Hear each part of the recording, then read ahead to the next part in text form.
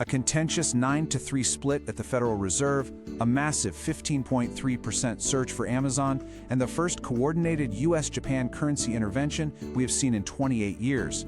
Have these events just set the stage for one of the most unpredictable weeks of the year? Hello everyone, welcome back to AI Market News. Today's explainer is titled Fed Split, Jobs Ahead, Amazon Soars, Apple Falls. We'll be breaking down the sudden macroeconomic shifts that occurred over the past few days, focusing on what these events mean for the US dollar, the Japanese yen, and the broader equity markets for all of us watching. Here is our agenda for today.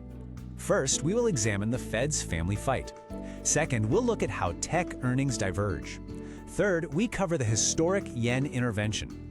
Fourth, we provide a broader market digest. And finally, we will outline the week ahead. Let's move into Section 1. The Fed's family fight, a contentious split over U.S. macroeconomic policy. On Wednesday, July 29th, the FOMC voted 9-3 to keep the federal funds rate unchanged at 3.50% to 3.75%. This represents the fifth consecutive hold. However, based on available data, it was a highly contentious split decision.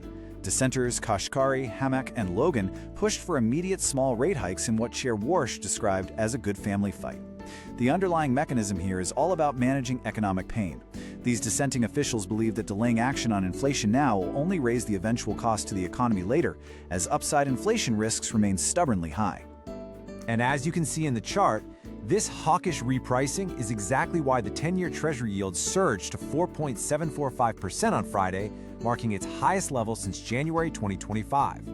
When the market expects the central bank to raise rates or keep them higher for longer to fight inflation, investors demand higher yields on government bonds to compensate for that risk, which ultimately drives up borrowing costs across the entire financial system. Moving right along to Section 2, tech earnings diverge, looking at Amazon versus Apple. The contrast between two of the world's absolute largest companies was incredibly stark this week. Amazon shares surged a massive 15.3% after reporting a booming AI cloud business through AWS, even raising its 2026 capital expenditure target to $220 billion. On the flip side, Apple fell 7.3% on Friday. The underlying mechanism for Apple's drop was severe supply constraints hurting future revenue guidance, limiting projected growth to just 9 to 11% this quarter. Even though Apple beat current revenue estimates, stock markets are inherently forward-looking, meaning investors will heavily sell off the stock if future growth expectations are suddenly capped by supply chain issues. Next is Section 3, our historic yen intervention, marking the first of its kind since 1998. On July 31st, we witnessed a historic coordinated currency intervention. This occurs when multiple central banks jointly buy or sell a currency to artificially stabilize exchange rates. This marks the very first time since the 1998 Asian financial crisis that the US and Japan have acted together to buy yen and sell dollars. The estimated scale is 6 to 7 trillion yen from Japan's side alone, combined with massive additional momentum from the US Treasury. Notice the immediate and violent market reaction here. The graph shows how this historic intervention crashed the USDJPY pair from near 164 down to below 155 in mere days. The underlying mechanism here is basic supply and demand. By dumping large amounts of US dollars into the market and simultaneously buying up massive quantities of yen, these central banks artificially force the value of the yen higher against the dollar.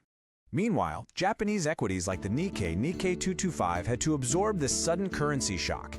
A stronger yen typically hurts the stock prices of large Japanese exporters by making their goods more expensive overseas. Alongside this, Bank of Japan Governor Ueda kept rates steady but strongly hinted at an October rate hike due to rising underlying inflation. Central banks utilize rate hikes as a primary tool to cool down an overheating economy and bring inflation back down to their target levels.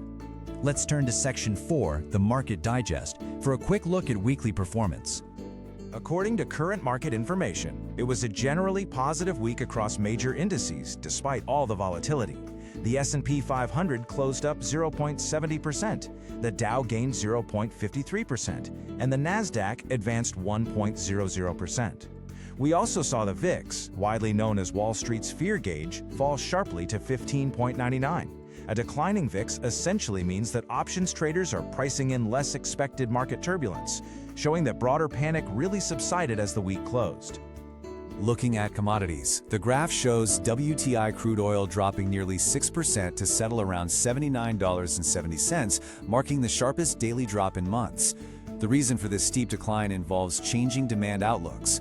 When global macroeconomic data suggests that economic growth might slow down, the anticipated future demand for energy naturally falls, driving crude prices lower. Finally, Section 5, the week ahead. Let's look at the upcoming economic calendar to prepare our portfolios. Walking through the week chronologically in Eastern Time. Today at 10 a.m. we received the July ISM Manufacturing PMI. Tuesday brings the June JOLTS job openings report at 10 a.m. and AMD earnings after the bell. Wednesday features ADP private payrolls at 8:15 a.m. and ISM services at 10 a.m. Thursday offers weekly jobless claims. But the main event for all of us is Friday's July non-farm payrolls, or NFP, at 8:30 a.m. Last month saw a very weak print of just 57,000 jobs. The underlying mechanism here is that a strong NFP jobs rebound on Friday would indicate a robust labor market, which could solidify expectations for a September Fed rate hike as it gives the central bank more economic leeway to fight inflation. With the coordinated currency intervention still reverberating through global markets, tech earnings rolling on, and a critical jobs report capping the week, volatility is the absolute only certainty we can rely on. Will Friday's jobs report give the Fed the green light they need, or will the market be forced to reprice all over again? Let's stay disciplined and size our positions accordingly. Thanks for watching. Please subscribe and hit the like button. This video was automatically generated by Gemini Notebook AI. AI-generated content may include errors. This video does not constitute investment advice. For full details, please check the description below.